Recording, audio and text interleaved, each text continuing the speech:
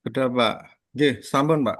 Oh, Sampun. boleh sih, boleh. Oke, saya mulai ya, Pak. Saya, Baik, langsung action mawon, nggih. Karena oke, waktu oke. ya 7 menit nggih, disempatkan waktunya Oke, yang sudah, Pak. terpenting.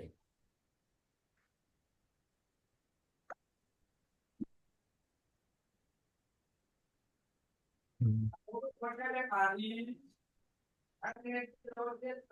Ya, Pak. Masih loading, Pak. Udah Oke, masuk kok. oke. Oke, Bismillahirrahmanirrahim. Assalamualaikum warahmatullahi wabarakatuh. Eh, Waalaikumsalam oke. warahmatullahi Eh, wabarakatuh. yang saya hormati eh, para penguji, coach dan juga mentor yang sudah hadir pada siang hari ini. Izinkan saya menghanturkan presentasi rancangan aktualisasi saya, yaitu judulnya adalah Pengentasan Masalah Kehamilan Dua Nikah dan Akibat Hukumnya, Studi Kasus Peran KUA Kecamatan Tulung. Sedikit saja, perkenalkan nama saya Rendy Widianto, saya merupakan CPNS penghulu ahli pertama di KUA Kecamatan Tulung. Dilanjutkan di latar belakang, nggih. Jadi di latar belakang ini saya menggunakan dari Undang-Undang Nomor 5 Tahun 2014 tentang ASN, kemudian juga Peraturan LAN Nomor 1 Tahun 2021, dan juga Peraturan PMA Nomor 24 Tahun 2024, yaitu yang mengatur tentang tata kerja kelola KUA.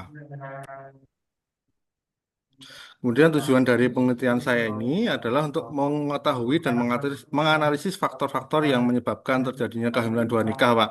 Kemudian mengidentifikasi dampak hukumnya. Yang ketiga adalah menggambarkan peran dan upaya yang dilakukan Kantor Urusan Agama Kecamatan Tulung. Kemudian yang keempat adalah merumuskan alternatif solusi dan strategi preventif dalam mengurangi angka kehamilan dua nikah di masyarakat. Dan lanjut di manfaatnya ada dua hal. Yang manfaat umumnya adalah menambah literatur ilmiah yang mengkaji hubungan dengan permasalahan ini. Kemudian yang kedua adalah memberikan informasi dan pemahaman kepada masyarakat mengenai dampak hukumnya atas dari kasus kehamilan dua nikah. Kemudian manfaat khususnya adalah memenuhi kewajiban saya sebagai peserta LASAR. Dan yang kedua adalah menjadi bahan evaluasi bagi KUA Kecamatan Tulung dalam meningkatkan peran dan pelayanan dan khususnya strategi penanganan kasus kehamilan dua nikah. Dan lanjut di profil KUA Kecamatan Tulung, di sisi kanan jenengan bisa lihat ada struktur organisasinya. Alhamdulillah di kantor kami ada 12 pegawai dan Pak Muhammad Sahri ini sebagai Kepala KUA dan saya berada di posisi CPNS penghulu. Dan kemudian profilnya sedikit, KUA Kecamatan Tulung ini adalah salah satu kecamatan yang ada di Kabupaten Klaten dan berbatasan langsung dengan Kabupaten Boyolali. Jadi visi misi ini saya mengambil dari Ditjen Bimas Islam karena Oke, next. oh nggih, Next. nggih, penentuan core issue ini dengan analisis APKL ini ada 5, Pak. Jadi isu yang pertama sarana dan prasarana kantor, yang kedua peristiwa jatin hamil dua nikah, yang ketiga rendahnya kesadaran pengantin dalam kewajiban sholat lima waktu, kemudian kesalahan data dan dokumen saat menikah jatin, dan yang kelima kurangnya kompetensi literasi digital SDM counter KUA. Dari setelah saya analisis dengan APKL, ada 3 poin yang isu yang bisa untuk diangkat dan masuk ke analisis USG, yaitu peristiwa jatin ham dua nikah, kurangnya kompetensi literasi digital SDM KUA, dan rendahnya kesadaran jatin terhadap sholat lima waktu. Kemudian saya analisis dengan USG, dan dari sini dapat terlihat bahwa setelah analisis USG ini, peristiwa jatin ham dua nikah adalah core isu utama yang akan saya bahas di eh, apa, di rancangan aktualisasi saya. Lanjut. Ini kemudian saya analisis dengan diagram Fishbone. Di sini dari penyebabnya yaitu lemahnya kontrol diri dan moralitas. Kemudian adalah kurangnya pengawasan orang tua. Kemudian dari sisi material adalah penggunaan gadget untuk konten dewasa. Untuk kemudian penyebab metodenya adalah kurangnya pendidikan seks sejak dini, kurangnya pemahaman agama. Kemudian dari environmentnya adalah lingkungan yang tidak agamis dan lingkungan sebaya atau pergaulan yang sangat bebas. Kemudian lanjut di matriks rancangan kegiatan. Ini saya ada 6 Pak kegiatannya. Yang pertama adalah konsultasi dan koordinasi dengan Kepala KUA, penghulu dan penyuluh. Nanti saya akan melakukan tahapannya koordinasi, menyusun rencana aksi, dan identifikasi kelompok yang rentan dengan masalah tersebut. Kemudian yang kedua kegiatannya adalah penyusunan modul materi berbasis agama dan kesehatan produksi. Jadi nanti saya modul materi yang saya sampaikan sosialisasinya tidak hanya tentang agama, tidak hanya tentang hukum, tapi juga tentang kesehatan juga. Kemudian lanjut eh, kegiatan yang ketiga adalah pelaksanaan sosialisasi dan penyuluhan secara digital. Jadi saya nanti akan membuat media sosial, kemudian menyusun materi dan membuatnya dengan visual yang menarik dan mempostnya secara rutin. Kemudian yang keempat adalah pelaksanaan sosialisasi dan penyuluhan lapangan. Jadi nanti saya akan bekerja sama dengan penyuluh untuk mendatangi majelis taklimnya dan melakukan sosialisasi di sana sekaligus juga penyuluhan pada remaja dan pra remaja. Kemudian lanjut ke kegiatan yang kelima adalah bimbingan preventif dan kuratif bagi Jatin. Jadi selama pemeriksaan berkas itu saya biasanya akan memberikan bimbingan secara preventif bagi Jatin yang memang tidak dalam kasus kehamilan dua nikah. Jadi tujuannya nanti ketika mereka sudah punya anak juga bisa menjaga diri dari hal-hal yang tidak dibenarkan tersebut. Kemudian secara kuratif itu kepada Catin yang memang sudah hamil. Jadi saya jelaskan, saya bimbing bahwa nanti akan ada dampak-dampak hukum di kemudian hari. Kemudian yang keenam adalah monitoring dan evaluasi pelaksanaan kegiatan. Jadi saya akan membuat laporan dan juga evaluasi mingguan dan nanti saya akan meminta mentor melakukan evaluasi tiap minggu dan di akhir kegiatan akan saya laporkan. Kemudian yang terakhir jadwal kegiatannya ini kan ada 6 minggu. Jadi konsultasi dan koordinasi ini akan saya lakukan di minggu pertama, kemudian penyusunan modul dan materi ini di minggu pertama dan minggu kedua, dan pelaksanaan sosialisasi digital, pelaksanaan sosialisasi lapangan, dan bimbingan preventif dan kuratif ini akan saya lakukan 3 minggu berturut-turut dari minggu ketiga sampai minggu kelima. Dan yang terakhir adalah di minggu terakhir adalah monitoring dan evaluasi pelaksanaan kegiatan. Kemudian kendalanya adalah memang masyarakat banyak yang belum mengetahui ya, atau memahami dampak hukumnya. Kemudian eh, apa namanya budaya tabu juga tentang seksualitas termasuk di lingkungan keluarga dan sekolah. Kemudian juga remaja sudah saat ini sudah banyak yang terpapar dengan konten negatif. Kemudian antisipasi dari saya adalah efektivitas pelaksanaan kegiatan. Kemudian yang kedua adalah mendorong kegiatan parenting Islami yang membekali orang tua dan wawasan hukum dan psikologi remaja. Kemudian yang ketiga adalah mengadakan kegiatan bimbingan remaja, usia nikah serta pra remaja sebagai langkah preventif. Dan yang terakhir adalah membuat konten edukatif yang ramah remaja dan dapat disebarluaskan melalui media sosial resmi KUA. Jadi kesimpulannya ini kehamilan dua nikah merupakan fenomena sosial yang memang berkembang dan selama saya 3 bulan sekitar 3 bulan di KUA Tulung memang sudah berapa kali menemui kasus ini. Jadi memang keterlibatan KUA ini sangat penting untuk memberikan pemahaman hukum kepada masyarakat agar mengurangi angka permasalahan ini di masyarakat. Ya, sekian dari presentasi dari saya, kurang lebihnya saya mohon maaf.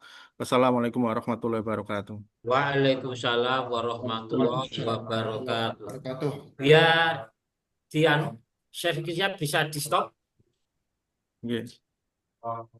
Servisnya di stop. Oke, baik. Terima kasih sebelumnya Pak Muhammad Sari. Matur Ya, nuwun ya. atas rawuhipun Pak. Oke. Eh, namun sebelum nanti Pak Sari untuk memberikan mentor penyampaian terlebih dahulu pada Bapak Nanang selaku penguji mohon masukan, kritikan, sharing. Monggo kepadanya dipersilakan. Matur nuwun Pak Yain Mustafirin atas waktunya. Assalamualaikum warahmatullahi wabarakatuh. Waalaikumsalam. Waalaikumsalam warahmatullahi wabarakatuh. Yang saya hormati Bapak Muhammad Sahri ya, Kepala KUA Kecamatan Tulung.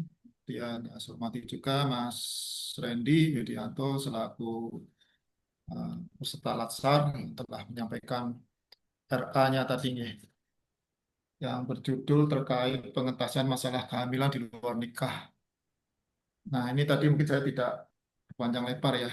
Mungkin secara ahlinya mungkin ya terkait dengan hal ini dan juga secara profesionalisme memang sudah tentu di Bapak Penghulu dan juga Pak Mas Sahri yang lebih paham terkait hal ini. Cuman saya akan sedikit saja mengomentari ya beberapa hal. Yang pertama, ah, tadi disampaikan di isu itu kalau nggak salah adalah adanya pencatatan Jatim ya hamil di luar nikah. Nah, ini mungkin perlu diperjelas dari sisi tahapannya nanti seperti apa. Tadi kalau saya lihat langkah-langkahnya lebih banyak kepada sosialisasi. Sosialisasi itu saya pikir mungkin ya lebih mudah untuk dilakukan ya mungkin itu sosialisasi apakah dampaknya seperti apa dan seterusnya.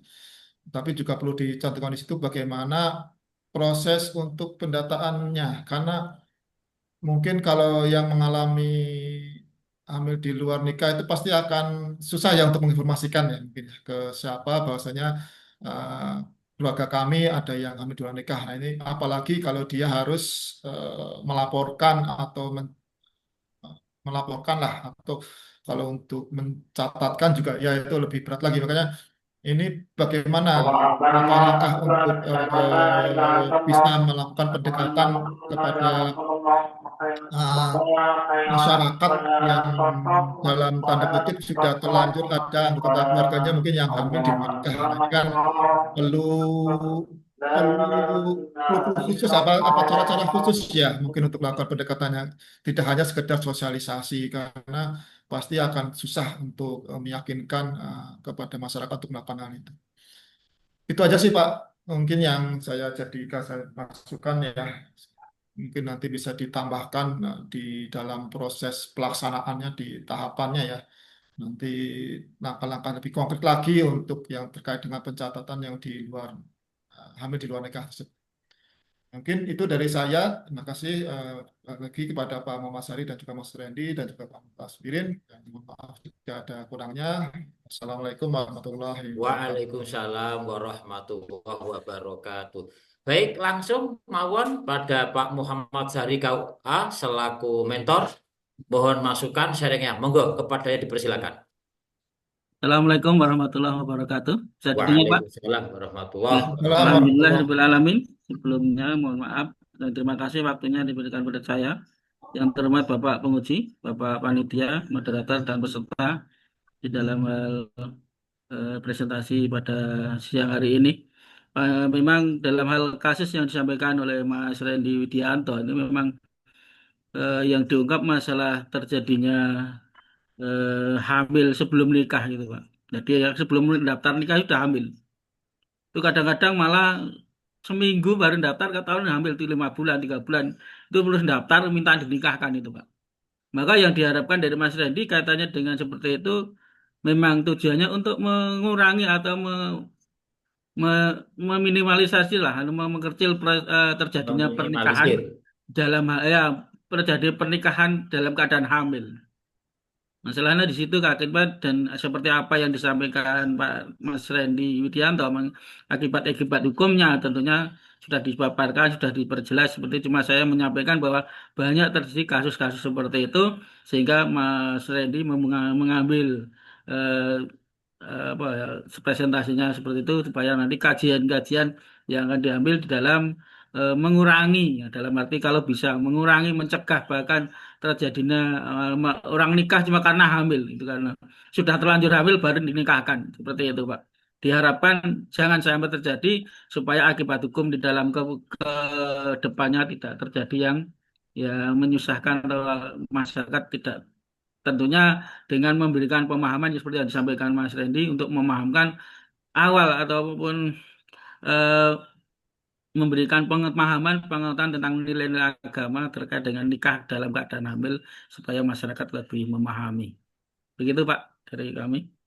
Terima kasih. Assalamualaikum warahmatullahi wabarakatuh. Waalaikumsalam. Matur nuwun Mas Pak Muhammad Sahri KUA Klaten nggih. Ya, Oke. iya Pak Pak. Rindi ya, Pak Rindi. Pak Rindi ini kita merek anu sandal ya, ada Ada Pak, sandal sepatu Rindi itu ya, ada Tre- itu. trendy Pak, Randy. Oh, trendy. trendy, mantep ya. Sudah jadi merek paling enggak itu kan banyak terkenal ya. Oke Oke. Pak. Baik, saya kira itu karena ini waktu sebenarnya kepingin banyak ngomong-ngomong, speak-speak, tapi karena waktu ini ya, ini Pak narasumber, Pak penguji Pak Nanang tadi mengomentari sejak tadi pagi sampai sekarang ini. Baik, saya kira itu matur sangat Terima atas kasih. rawuhanipun Pak Muhammad Sari, Yap, terima kasih. KUA dan juga Pak Randy. Monggo dipersilakan untuk kembali. Langsung kita panggil saja Pak Syarif Hussein. Nah, Oke, Pak, izin Pak. monggo.